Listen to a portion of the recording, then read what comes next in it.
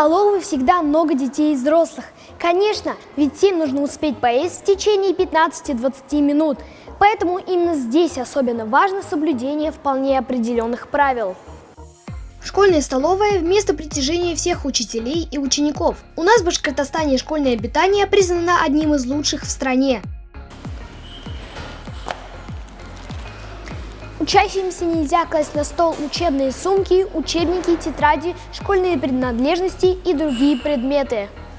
Повара стараются, это факт. Но как отплатить им? Конечно же, прилежным поведением и пустой тарелкой. Будьте осторожны, пользуясь ложкой, чтобы не поранить себя или окружающих.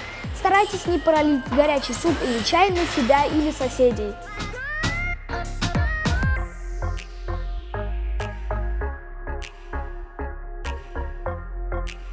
Не бегите, не спешите занять место за столом первыми, не расталкивайте других учеников.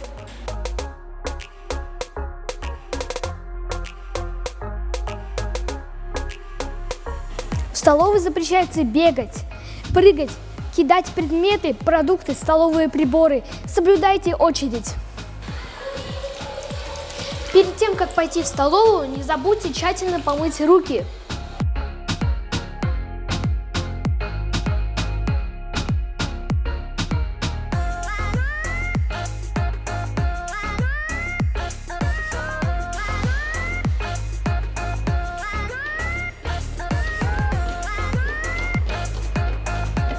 Не торопитесь в столовую, отправляйтесь туда с классом в отведенное для вас время.